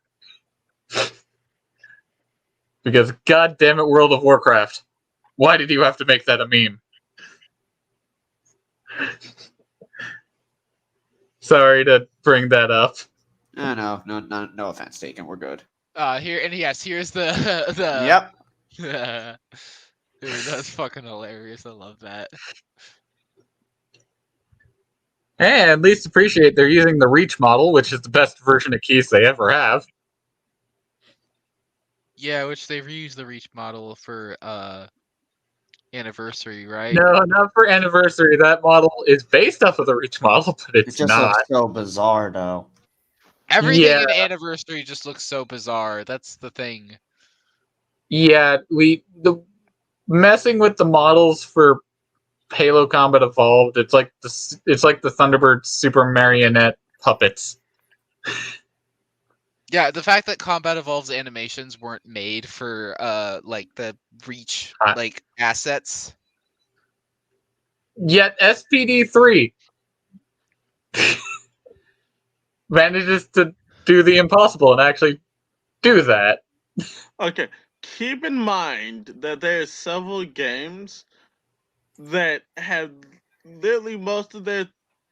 What happens is you have a modding community. They will fix the game, then the developers will take inspiration, and then the exact same mod will then become paid for DLC. That's So the Bethesda route, and that's also that's Bethesda and I forgot the ones who made the Total War games. Creative Assembly. There you go. Yeah, they made me pay for a few mods. At least so it's crazy that Valve almost went down that route, but then they like got their head out of their ass and realized, oh wait, we're not gonna be shitty like Bethesda. They technically do that when you have to buy keys for the loot boxes. Oh yeah, no, Valve is not as like wholesome and like the savior of like gaming as people like to make them out to be. Granted, they probably were like that back in the 90s, but they really have fallen from grace. At least with the keys, they're cheap, and you only need a few per box that you get from from the games. But anyway, back on topic. Yes, yes, Jenkins, dude, like Jenkins is probably like the whole reason that the book The Flood exists, is just here's a story of Private Jenkins, and his horrible, painful, slow death. Which, like, okay, to explain for the people who didn't read the book, so what happens to Jenkins is basically, I mean, in the game, he gets like, so he gets KIA supposedly, during the cutscene where the Flood are revealed. Which actually happens to him though, is that he does get infected, but he's still like conscious, while he's infected. So he has like he's still like his mind still like exists, but he has no control of his body. But and like he's just like has this like eternal suffering because he has no control of his body, and his body has been mutated into a Flood form. Which, if you ask me, Yeah. is a fate worse than death. I've even had nightmares about it, where someone took over my body, and we're doing things I would never do, and all I could do was watch, and not even react or interact at all. And not Scary. only that, but you have to also like just imagine just like if that happened, but then your body also gets disfigured and just gets like horribly mutated, so that you like your body is like constantly in pain because it's like, this is not what my body is like, and it's like twisted and like disfigured and like gnarled Yeah, up. the detail with Jenkins, every time he does a quick movement, the snapping of bone and the tearing of flesh every movement. Yeah, that because like Poor just, thing. Yeah, that stuck with me. Yeah. Now the question is that normal?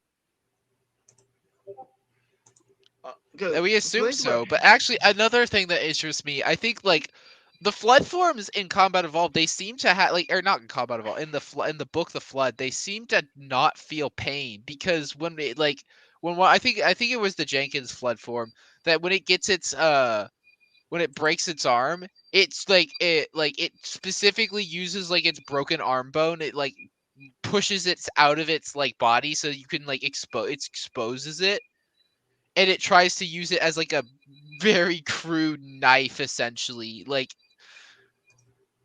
which leads me to believe that the flood forms don't seem to feel pain. Because if you did that, that would fucking hurt like hell. Like, you wouldn't dare fucking try to do that if your arm was broken. Yeah, you have nerve. Yeah, some biological fact that will scare people on this if they hear it. You have nerve endings laced throughout your bone.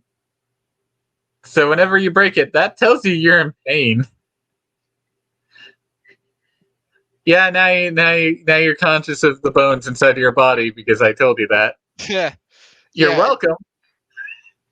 Barry, you just know Meh. so much about like science and like biology and all of this stuff, and I'm so grateful for that. But sometimes it is a curse. I learned that because I broke both of my wrists, and when you learn that, you don't forget it because you will feel it every single day. Oh God. Okay. Now, back to Halo. Yeah. Is there anything else that we want to talk about? Any other interesting? Well, I do have some other thoughts on the book I'd like to get off, if that's all right. All right. Cool. Yeah. No. Originally, I had mixed feelings on how Chief was portrayed, which other times I like how they added more characters, like when he was relaxing after the second mission, how he actually, instead of just shooting a Marine in 3 for 3 Guilty Spark, which, let's be honest, we all did in game, he actually was able to calm him down. I actually punched him in the face. Yeah, that too. That's what I meant. Punch, kill, same thing. Whatever. But on the other hand, I didn't like how he made Chief like not a bit whiny, but more just like he didn't like being called a barbarian. He found Cortana annoying. It's like, I understand, but it just doesn't seem right, though. No. So, ironically enough, I actually like the side stories with Silva, McKay, Wellesley, the Marines. I actually found, and specifically Zukazami and all the elites, I actually found that part more interesting than Chief's story, amazingly. Which, you weren't here when we started the stream. I basically described the Zukazama and the whole Covenant bits as basically a Saturday morning cartoon. To be fair, it worked for the Covenant. It really worked for the Covenant, strangely enough. It kind of did, and I was able to in the sense of like the Covenant is basically like weird, like just like this is not I mean, to be fair, this is the Fleet of Particular Justice. So actually, I feel like the fact this is Halo 2 though. Like we know this because of Halo 2, and this is not in the original lore. Oh, we have bots in the chat. Yeah. Yeah, okay. Anyway. Back to now ignoring the fucking Russian bots. Back to what I was saying. It's so funny, like I don't think you can like the Arbiter, basically the reason why he's the Arbiter is because it's like, yeah, you fucked up at Alpha Halo, you incompetent son of a bitch. But no, it really is just that his fleet of troops was just incompetent. It has nothing to do with him as a commander.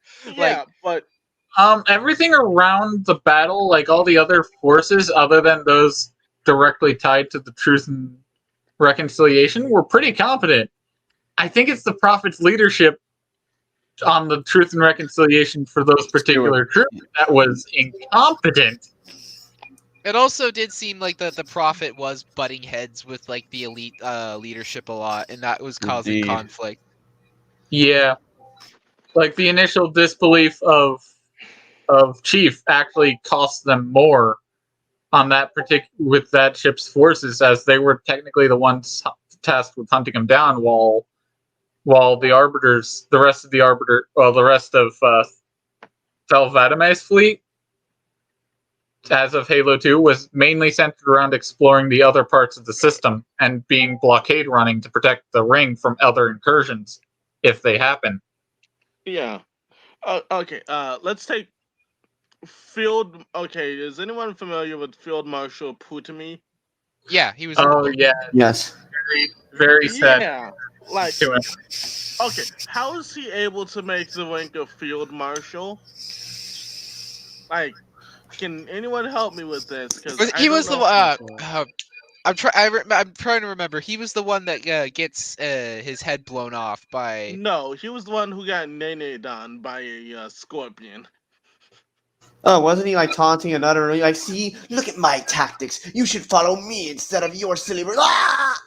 Oh yeah, he's basically the Starscream of that bit, and I love the comeuppance of just being the Colonel, so of being Custer's charge moment, of being hit with the heaviest artillery possible.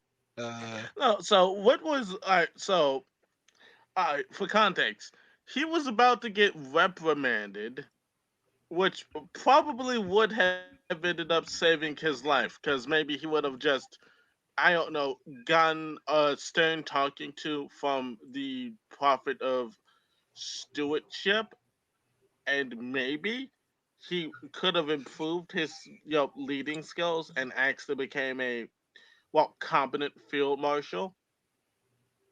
But all right, from the Battle of the Ridge, which he just was lobbing artillery and didn't seem to want to fucking move up his ground troops at all. That was dumb. And then later in the book, he attacks the UNSC base called the Butte, right? Oh yeah, because Alpha Base. yeah, I love the whole. Love how they actually try. The reason why they're attacking the Butte Alpha base is because they're trying to get Chief, and like Zukazama has this ridiculous plan. He's like, okay, yeah, I want you to pretend to be a prisoner of war so that you can find out where their base is, and you can if you see the Master Chief or the demon, I should call him.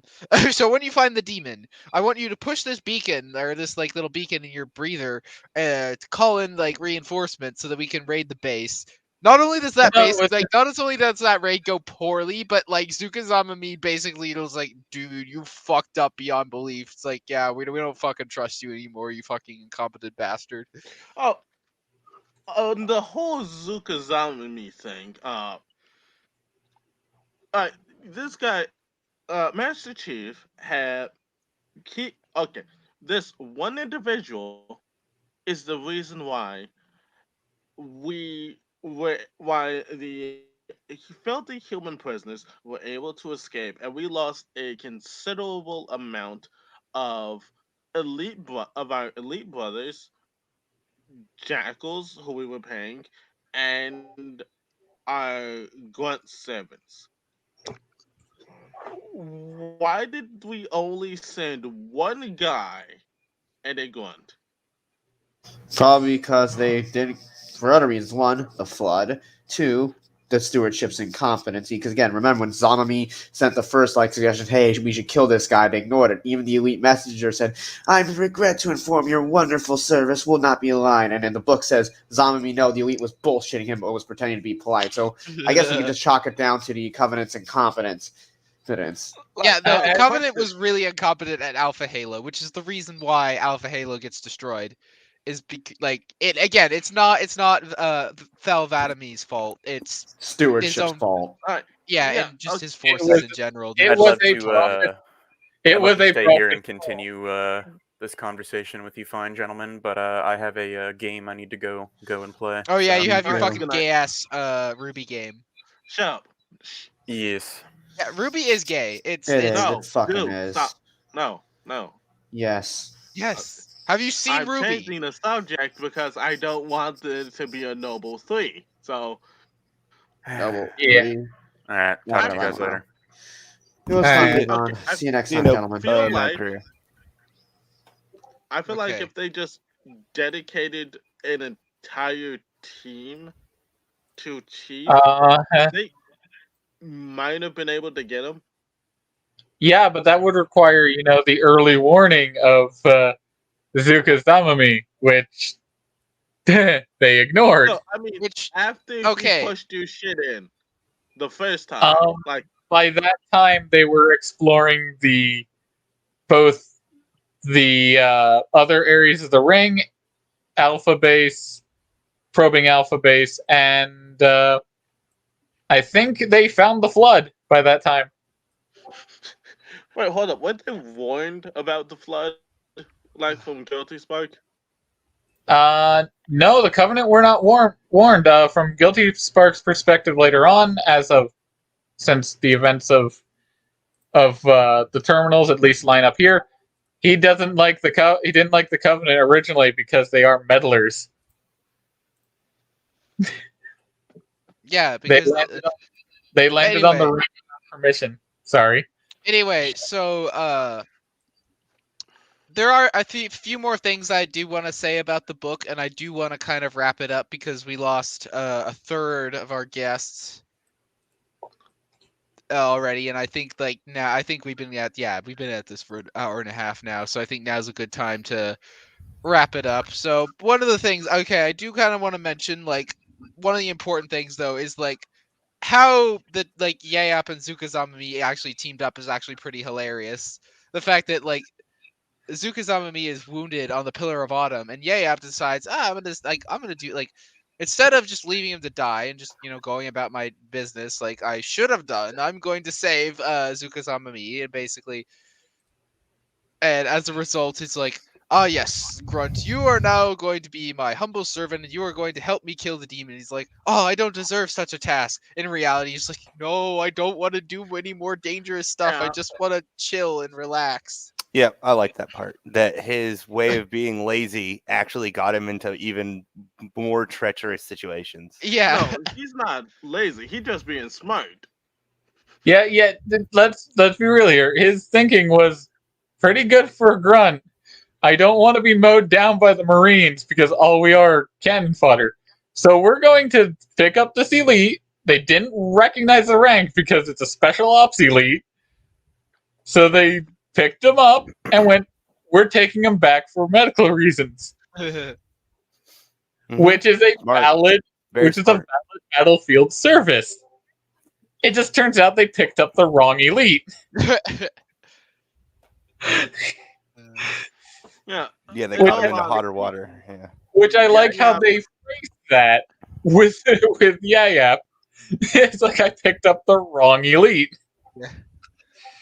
Yeah, in all honesty, I feel like Yaya ended up buying himself maybe a few more days of life. Yeah, about a week actually. Battle Yeah. took a while. Okay, overall, who would you say ended up winning that particular battle? The UNSC of the Covenant, the Battle of Alpha Halo. Yes. Strategically, UNSC won. No, tactically, the UNSC won. Strategically, they lost because they lost Captain Keyes. They lost a good number of the crew. They lost data from Wellesley on the Covenant, on how the Covenant operate with their ships. As in, Cortana got some information, but Wellesley was getting more. Poor They did, Wellesley. yeah, they did lose a lot of like materials and resources. Like in terms of like the battle, like it did cost a lot, but in the end, it is a UNSC victory. Yeah, tactically it was a victory. Strategically, it was not. Like it was a delaying action. Yeah. If this is the wrap up section, there was a few things that I had in my notes that I was hoping to get to before we called it. Absolutely. Okay. So one was I really liked how the artificial intelligence was portrayed and like people's reactions to them. Like near the beginning of the book, Cortana thinks to herself for 3 seconds. She processes something for 3 seconds, and everyone's kind of like, "Oh man, that must be trouble." That it took her 3 whole seconds to think of something. Yeah, instead of like 2.5 seconds or like Or like 1 instant. second. Yeah. Which I just thought that was really cool. Then on the same note of AIs, it's interesting because I don't know if this ever comes up in other books or games, but apparently the ODSTs, whichever pod is dedicated to the leader, has its own artificial intelligence in it. It's a third class AI. I forget what they named it, but Wellesley. That was Wellesley. Was that Wellesley? Yeah. And does anything else mention this, that the ODST have onboard AI in their pods? It's not mentioned in Halo 3 ODST. I think Right. it depends on the pod type because that one was the It's for the leader, yeah. yeah. Only one I was pod would get it. meaning the base pod model because the ones in Halo 2 and the ones mentioned in the Flood are the fully armored. They have no window.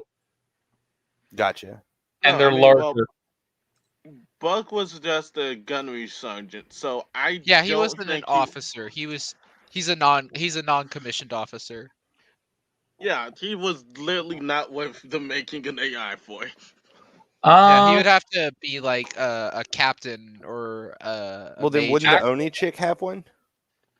we don't know. As in, her pod. Well, her pod was severely damaged, and the engineer that was working on it, got nuked by its self-destruct system after after Romeo shot it. Sorry. Mm-hmm. That was just something I thought was interesting. Those Is that guys. they established that, but I don't know if we ever actually follow through with that being a thing. Actually, with the sergeant for the ODSTs in the book, the reason why that pod has it is because that was a squad. It was a squad leader, and they were also designed for those pods were set up for an operation to. One moment. Okay. Hey, So He must be getting a phone call. another thing with the artificial intelligence, this one I think is kind of an issue that had never really come to mind before until the way it was described in this book. What was that AI's name that we were just talking about? Wellesley. So Wellesley refers to himself as though he was at the Battle of Waterloo. So that means that the artificial intelligence have false memories embedded in them, which I believe could cause problems. Like, I never had an issue with it before, but then the fact, like, because they take whatever form they want. Like, there's the one that's literally just a box. We get to him later in the books, but like they can take whatever form they want, and I get that. But for this dude to be, this AI to be like, oh, also I act as though I'm from this time period. I think it's just a LARPing thing. It's troubling. I really do think it's just him LARPing, and he's just like, okay, yeah, and like Silva's just like, cut it out, stop, this is annoying, like, because like you're not actually the Duke of Wellington. Yeah, but that's the thing, is does the AI actually think it is? Because if it does, that could lead to a lot of problems. A lot of logistical, like, yeah, the whole idea of like artificial intelligence in Halo is kind of questionable. Well, the stuff that's on Cortana's level totally makes sense, and they seem really helpful. But all of a sudden, they introduce this AI that's like, "Oh, I'm the Duke of Wellington." It's like, dude, no, this is not going to be helpful because you're going to make terrible military decisions. It's kind of like Roland from I feel like it Is was it like 4? Yeah, Spartan Ops or whatever. Like, I think specifically in Halo 5, he gets like super angry and he yells at them. Dude, AI shouldn't like get unreasonably angry like that, where you have to like shout and yell. It's like, hey, is anybody listening to me? I'm so trying to talk to you. It's like, dude, no, you're an AI. Like, you maybe need they to be program. like I mean, like, granted, the AIs do have some emotions, but you have to have like emotional control if you're supposed to be an artificial intelligence. Otherwise, you're gonna make bad judgments based on emotions rather than on like actual. Right. Yeah. Yeah, well, maybe they decided to program him with a bit of soy. That's a good question. Is Roland a smart AI or a dumb AI? I believe Roland's a smart AI. Yeah, very smart if he is in charge of. No, Wellesley is a dumb AI. Wellesley is a dumb AI, yes. He's a third-class artificial intelligence. Yeah. Anyway, before I had a call, I was about to say the pods were configured for a specialized operation, so there's a reason why the AI was probably there. Yeah, that's right. Because in Fall of Reach, their operation was supposed to be to hijack a Covenant ship and capture a Prophet. Yeah, specifically to capture a Covenant ship and find wherever the Covenant homeworld is, which we now know to be High Charity, and it's not really much of a homeworld. It's more of like a big space station that floats. Yeah, it's a mobile homeworld. Yeah. Yeah, that's at least one detail with the ODST pods. It was designed from the get-go for allowing the ODSTs to set up a forward operating base, no matter where they land. Okay. Yeah. So do we get anything else like that? And I guess we'll see going forward. Let's just remember that. And if they never bring that back up, that'll be a missed opportunity. Is there any other notes that you had, Ninja? I mean, yeah, technically, but I don't know how long we've got. That's fine. No, I mean, like, I just want to hear what other notes you have. Like, I mean, again, we're kind of just wrapping up. So if there's any other things that you want to say, like, now's the time to say them.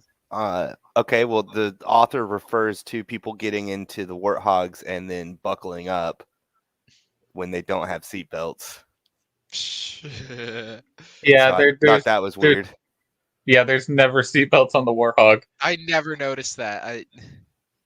Yeah. Like, even in the models of the newer games, there are no seatbelts modeled in. There's no seatbelts. There's no time for seatbelts. Where we're going, we don't need seatbelts. Right. Oh my god, that reminds me of this. Like, there was this like one Lego cartoon that was like where I was watching. Is like, they were telling the guy, it's like, "Hey, put on your seatbelt." He's like, "Where are we going? We don't need stinking seatbelts." And he just like smashes against the windshield of the spaceship because it's like takes off. It was funny, but anyway, back to what I was saying. Yeah. What you were Yeah. saying. Yeah, Ninja. Any other Oh. notes? Well, there was a fun little Easter egg. I don't know which way around this Easter egg works because of releases and stuff, but Johnson actually quotes Chips Dubbo, or Chips quotes Johnson. I don't know which way it would be technically, but Johnson says, "It's a mess, sir. We're scattered all over," Oh, which is also a Chips Dubbo line in Halo 2 whenever Johnson, or when Chief's walking up before Johnson drops off the tank. Yeah. No, it's a mess, sir. We're scattered. No, he says that in Combat Evolved in the game.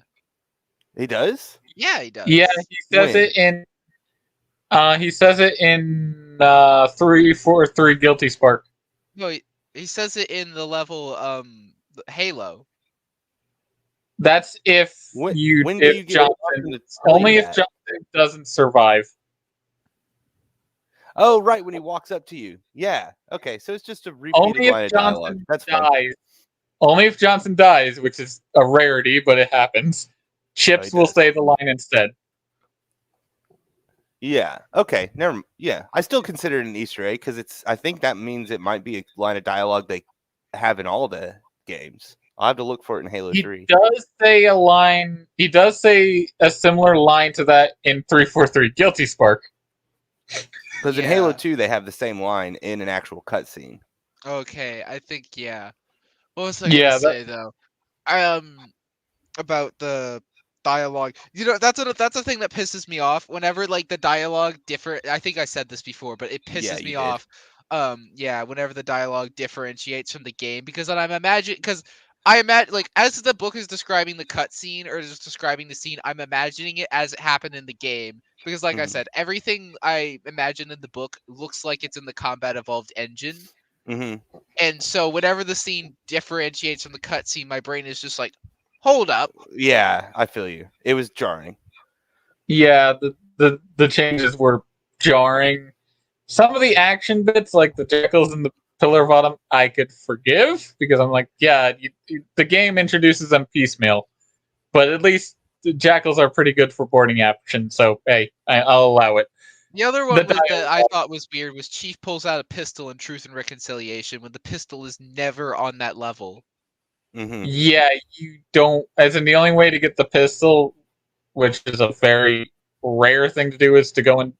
Is it's a random spawn in the first couple of cells you find in the Truth and Reconciliation.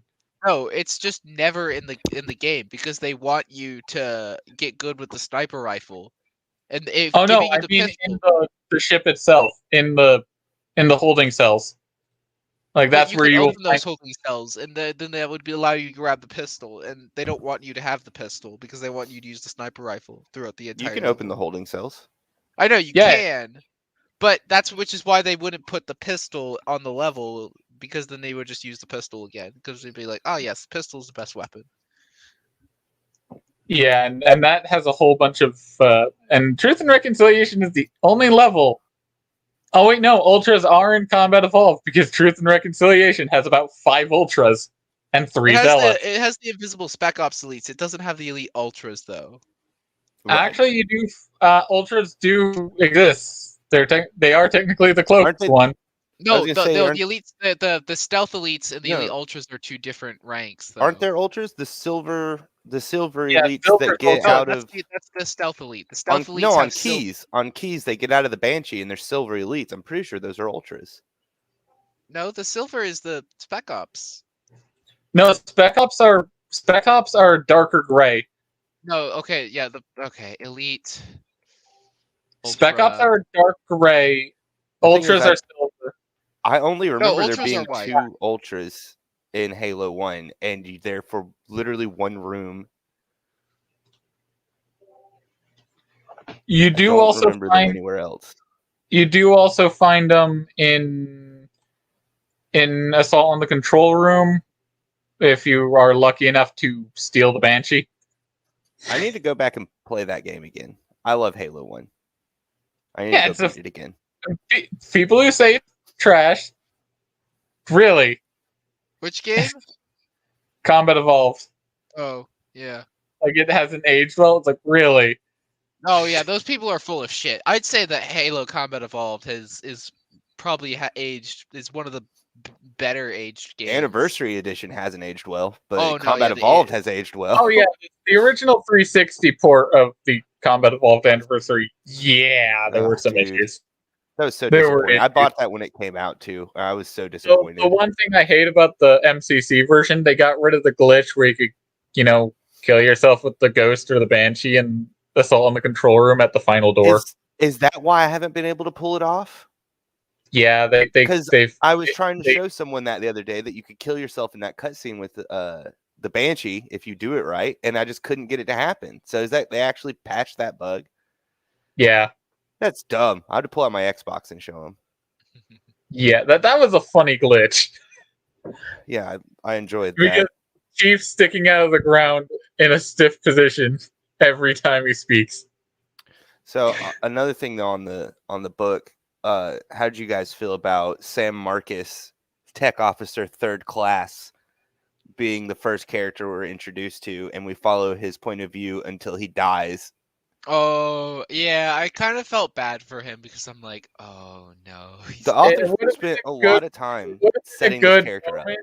It would have been a good moment until they, put the death flags, like the very obvious death flags. Yeah, Picture I didn't like expect the author shit. to take the guy in the control room that's giving you orders about, hey, you're all thought out and all that, to them be like, hey, he's actually going to be the first character we meet in the book all the way up till he dies. Yeah, I do like that he was like a little bit fleshed out. It does Yes, kind of it was like, nice. It actually made him matter. it but it was was still nice. pointless. I will. It was a nice moment, but I will criticize the really heavy use of death flags. As in, really, Hmm. if you've played the game, we know he's going to die. Just don't lay it on thick with the death flags. Yeah. Another thing that I had here was they acknowledge Oh. in the book that all of the Covenant know the human nicknames. They know elites, jackals, grunts. They refer to themselves as that for some reason. Oh, they actually mention it as being. They have their own words for those. The prophets actually had similar words for the different castes, essentially. Like how each Okay. race has a different caste, and it works in a similar naming convention. Like Zuka I think actually it's meant. just because like words like Ungoy and Sanghili and Kegyar just Well, weren't invented yet. I think you're right, Noble, in a meta sense. Oh, did my computer just no? Okay. But I think if I remember correctly, because I didn't put it down verbatim in my notes, it actually is that an elite. His name is Una Fulsimi, the guy that gets Oh, injured, I believe. I He think that's the actually, guy he's the Asuna. He's the guy who gets shot by Captain Keys. I believe you're correct, but he acknowledges the human nicknames. Like he uses them, referring to the fact that the humans call them that. Yeah, he mentions that they have their own words in their own languages that fill a similar role. He just doesn't like the fact that humans actually have names, because in elite culture, you earn your name. Yes, because this little internal monologue or whatever is where my favorite part of the book is, which is that he thinks about the humans and the nicknames, then he thinks that they're scum, basically, and he says that they're all, heretics or something along those lines, and At they the final all basically moment, need to get wiped out. And then the thing that made me be like, this is the best part of the book is, he says, oh, they're all terrible and they need to die, such as the prophet's decree. And that sentence right there, I was like, you just summarized all of the covenant with that one sentence, such as the prophet's decree. And I think it's such a good sentence. I also love the quick moment before Keys shoots him, like from his perspective, just before he gets shot. Yeah, he's Like like, oh shit. Like he upon realization that Keys knows he's there, knows exactly where he is, pulls a pistol right up to his head. The quick moment of going, I underestimated these humans. Like the whole meta perspective of the war from one elite. Yeah, there's a lot in that scene, and that's why it's my absolute favorite. Oh, But like the sentence, such as the prophet's decree, has so much context into it, like baked in on what the feeling of these warriors are and how they operate and how zealot they are in their beliefs. And I just love how I just love how they completely lose the meaning of the covenant lose the meaning as soon as they find his body in the pod. Lose the meaning? They're as in from they can figure out our tactics. They are learning. We got to change up our strategy, and they completely ignore that. They completely ignore that sign. But I was just gonna say, okay, so we were talking about the Elite Ultra. I looked this up because this was like bothering me, and like according to Halo Alpha, which is like the fandom page, no Ultras are seen alive in Combat Evolve. However, there are several dead corpses that can be observed throughout the game. The only Ultra that is seen alive in Combat Evolve was for a brief moment during one of the launch trailers. What are the what are these then? Yeah, yeah, like I said, I think the Silver Elites and Combat Evolved are the Stealth Elites. Yeah, the one thing. There's two different. Okay, because yeah, there's also the difference between the Stealth Elites and the Elite Spec Ops. Because the Elite Spec Ops, are like the actual special forces of the Covenant, and and they wear purple armor or purple or sometimes black armor depending on which game it is. I gotta leave. So okay. Yeah. Talk to you later. Anyway, it's just the two of us, Ninja. Anyway, but yeah, as I was saying, like the elites, the elite spec ops, they're the special forces. The stealth elites are the ones you fight in the game. They're basically just the invisible elites that you have to fight in the game. Yeah. So, what are the elites that get out of the Banshee at the end of the mission? I don't remember any silver elites that get out of the Banshee at the end of the mission. Because the elite ultras wear white armor. It might just be the spec ops. Yeah. That I'm thinking of. Though. Oh well. Yes. So. Any other notes that you have? I mean, unless you want me to start reading the definition of all the words in that sentence, because like I said, it's a great sentence. No, we can wrap up. I okay, went so into you have no more notes that you want to talk about? No, not really. All right, that's good. Anyway, so I hope everybody who watched this enjoyed this. I hope. I mean, this. Actually, good. Okay. So overall, you think this is the worst book so far? Yeah, I'd give it a 3 out of 10. I think it was an okay book. I will admit, The Fall of Reach was better. Which Much. I don't know. Have you reread that yet? No, I Okay. haven't. I'm just gonna skip it and go straight to First Strike. Okay, because part of the reason why I did give like an entire month is to give you guys time to catch up on the books that you missed. Yeah, I probably need to do that. Because I was Which, able. yeah, no, I I was think able to read this in, now like, is the 2 perfect time. I weeks. mean, now is the perfect time to read Fall of Reach and get caught up, because once we get further in, it's going to be harder to get caught up. Basically, the way Yeah, you I can think get you're caught right. up is like you will only be able to read the books that are a part of this series that we're reading. Yeah, okay, I feel you. But my overall rating for this book is 3 out of 10. 3 out of 10, that below average. Yeah, it's really bad. Nah, I give it a 5 out of 10. Okay. It's average. I think What there's good stuff in it. What'd you think about the Specifically Fall of Captain Reach then? Keyes, specifically the Yeah, elite Keys was great. Jenkins. Like I think like all Yeah. the things that this adds to the that's the other thing. Like you got to consider like one, I think this is a thing that I wish everybody was here for to say this, but one thing that I will say that I will forgive a bad Halo book if it at least adds something interesting to the lore. Like if the story is completely nonsensical and bullshit, but like it adds something interesting to the lore, I'll that give it a is, point at for least it that. did something. And well, I think that there are some well-written stories in Halo the Flood. The thing that it does the best on is that it adds stuff to the lore. It basically fleshes out the Covenant a little bit, even if a lot Yeah. of it is kind of retconned and changed later on. Right. I just think we have other books with better authors that do that better. Yeah, but I think for what it does, I think it does it fairly well, even if it is like retconned and like messed with mostly with Halo 2. Mostly, I think Halo 2 basically kind of makes Halo the Flood irrelevant. As it should be.